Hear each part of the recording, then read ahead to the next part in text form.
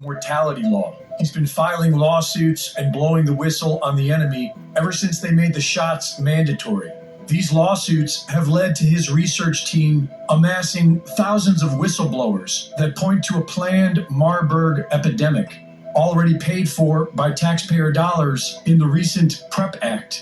Todd Callender said that inside the lipid nanoparticles, there are sealed pathogens, including E. coli, Marburg, and Ebola, and that different pathogens can be released by different frequencies, pulsed through the 5G network.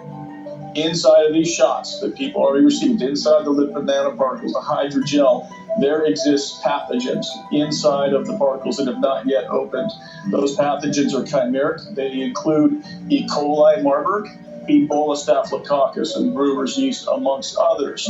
We know that upon the broadcast from the 5G system that is now employed across the United States and the world for that matter, when they broadcast an 18 gigahertz signal for 1 minute, 3 different times as a pulse, it will cause those lipid nanoparticles to swell and release these pathogenic contents, thereby causing a Marburg epidemic that they've already spent the money on. It's already done, right? The Marburg epidemic, for purposes of the law, has happened, and now we just need the actual disaster to happen. And there's actually worse parts to it than that, including the 1p36 gene deletion that effectively will turn those poor people into zombies. As odd as that sounds, our government's preparing for that. He also points out that 1p36 gene deletion is the #1 side effect of the Pfizer shots, a disease with zombie-like symptoms that make a person aggressive with a propensity to bite. The CDC published a public service announcement on the preparedness for a zombie apocalypse in 2011. That same year, Con Plan 8888-11, Counter Zombie Dominance, was published. The military's advanced ammunition, known as multi-purpose rounds, are single rounds comprised of multiple projectile options to be chosen via direct communication from the tank fire control to the cartridge chambered in the breech.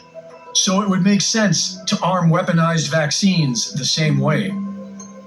Popular online personality Jason Shirka has recently posted a warning that on October 4th, FEMA will be using 5G frequencies to activate nanopathogens in the blood of the vaccinated.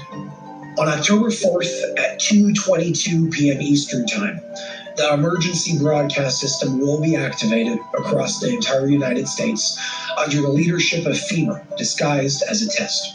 However, this test will be used to send a specific high-frequency signal through devices like smartphones, radios, and TVs with the intention of activating graphene oxide and other nanoparticles that have been inserted into billions of human beings around the world through the obvious mediums.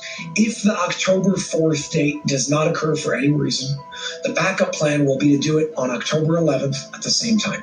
In the case that this is not able to be stopped, I ask you all to shut off your phones and all other relevant devices at 2 p.m. Eastern Time for a period of 2 hours to be safe. I don't know who this guy is, but I will add that we probably want to turn the 5G off for good.